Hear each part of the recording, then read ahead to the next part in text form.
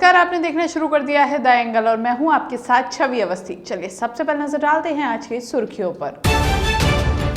लोजपा नेता चिराग पासवान ने खेला इमोशनल कार्ड, कहा रामविलास पासवान की जयंती से निकालेंगे पूरे बिहार में आशीर्वाद यात्रा। राजस्थान के मुख्यमंत्री अशोक गहलोत ने टीकाकरण को लेकर बुलाई सर्वदलीय बैठक, सभी पार्टियों के नेताओं ने रखे अपने विचार। राजस्थान के पूर्व उप मुख्यमंत्री सचिन पायलट अलवर दौरे पर, सीआरपीएफ के शहीद जवान को दी श्रद्धांजलि। प्रदेश भर में मनाया गया गंगा दशमी का पर्व, मंदिरों में विशेष श्रृंगार और फूल बंगला झांकी सजाई गई।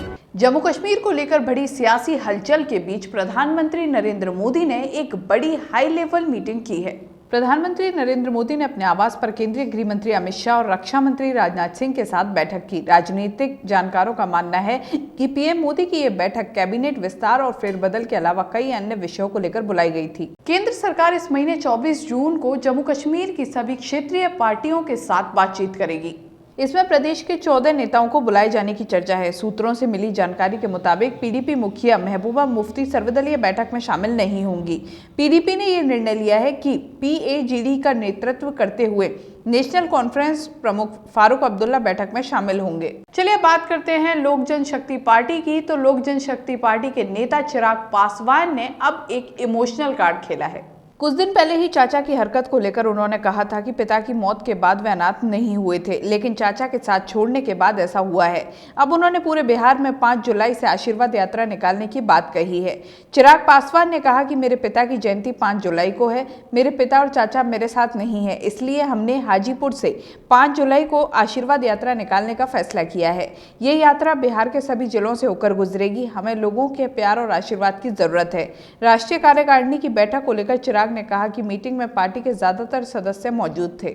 दिल्ली में कोरोना संक्रमण के मामले लगातार कम हो रहे हैं। ऐसे में सरकार ने भी कोरोना कर्फ्यू को लेकर ढील देनी शुरू कर दी है। दिल्ली में सोमवार से रेस्टोरेंट और बार खोलने की इजाजत भी दे दी गई है।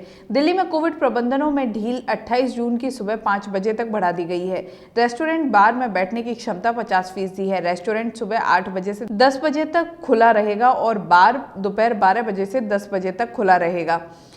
सभी बाजार और मॉल को सुबह 10 बजे से रात 8 बजे तक खोलने की अनुमति है। टीकाकरण में सहभागिता को लेकर राजस्थान के मुख्यमंत्री अशोक गहलोत ने एक ओपन वीसी के जरिए सभी जनप्रतिनिधियों से मुलाकात की और बात की। इसमें मंत्रिमंडल, विधायक, सांसदों, सभी पार्टियों के नेताओं और धर्मगुरुओं से चर्चा की। मुख्यमंत्री ने वैक्सीनेशन के लिए जमीनी स्तर पर जागरूकता लाने और इसे लेकर पनपी भ्रांतियों को दूर करने की अपील की है।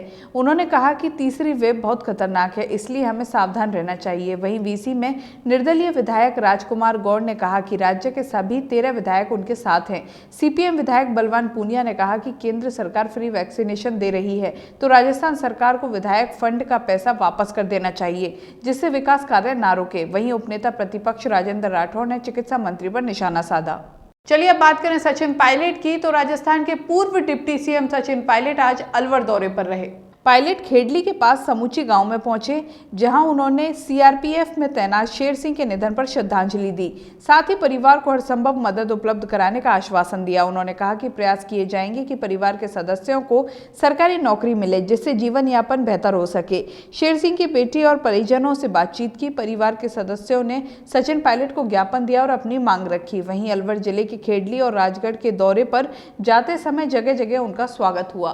प्रदेश में आज गंगा दशमी और सद्बुद्धि की देवी मां गायत्री की जयंती मनाई गई। गंगा दशहरा पर कोरोना का साया रहा। भक्तों ने गंगा स्नान सहित अन्य तीर्थ स्थलों पर आस्था की डुबकी नहीं लगाई। घरों से ही भक्तों ने गंगा जल डालकर स्नान कर सूर्य देव को अर्घ्य देकर गंगा माता से सुख समृद्धि की कामना की।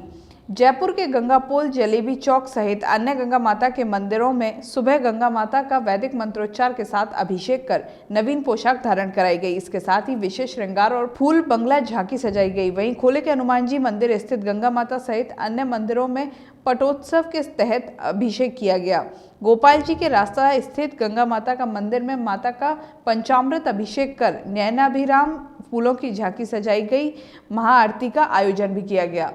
सद्ज्ञान की देवी मां गायत्री का जन्म दिवस आज जयंती के रूप में मनाया गया। जयपुर में अखिल विश्व गायत्री परिवार की ओर से ब्रह्मपुरी स्थित गायत्री शक्तिपीठ से पंचकुंडीय यज्ञ किया गया। यज्ञ से पहले पर्व पूजन हुआ। गायत्री परिजन एवं अन्य लोगों ने अपने घरों में जूम ऐप और यूट्यूब के माध्यम से इस कार्यक्रम से जुड़कर यज्ञ में शामिल हुए।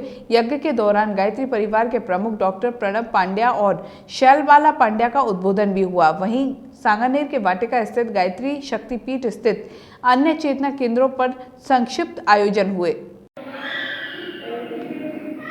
आज अखिल विश्व गायत्री परिवार शांति कुंज हरिद्वार के तत्वावधान में गायत्री शक्तिपीठ ब्रह्मपुरी जयपुर पर गंगा दशहरा और गायत्री जयंती का पर्व श्रद्धापूर्वक मनाया गया। इसे जूम ऐप के माध्यम से प्रसारित किया गया।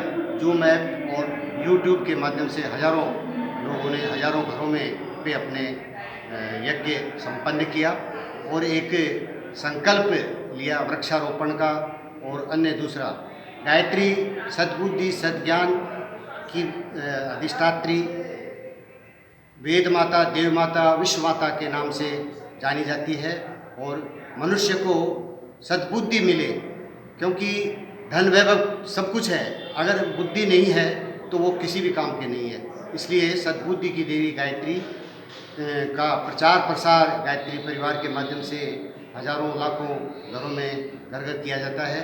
जयपुर के राजा पार्क पंचवटी सर्किल स्थित वैष्णो देवी मंदिर में मां का आज 17वां पटोत्सव मनाया गया। इस दौरान माताजी को नवीन पोशाक धारण कराई गई। माताजी के समक्ष ज्योत प्रज्वलन की गई। दुर्गा सप्तशती के पाठ एवं आरती की गई। इस दौरान कोरोना काल को देखते हुए सरकार की गाइडलाइन के अनुसार मंदिर में किसी भी तरह का कोई आयोजन नहीं किया गया। जयपुर के पास पावटा में युवा कांग्रेस कार्यकर्ता और युवा टीम ने सवामनी कार्यक्रम आयोजित किया। सामाजिक कार्यकर्ता विकास यादव गौ सेवा के प्रति लोगों को जागरूक कर रहे हैं। यादव लगातार गौ माता सवामनी समारोह का आयोजन करते रहे हैं। उन्होंने कहा कि नई पीढ़ी को सामाजिक कार्यों से जुड़ना चाहिए। गौ रक्षक कृष्ण यादव ने अभियान को निरंतर जारी रखने की बात कही। कार्यक्रम में डॉक्टर अशोक यादव, राकेश सोनारिया, विजेश मोहानिया, तारा बाडीगर और कई कार्यकर्ता मौजूद रहे। इस बुलेटिन में बस इतना ही। अगर आपको ये वीडियो पसंद आया है तो हमारे चैनल को सब्सक्राइब करना ना भूलें। नमस्कार।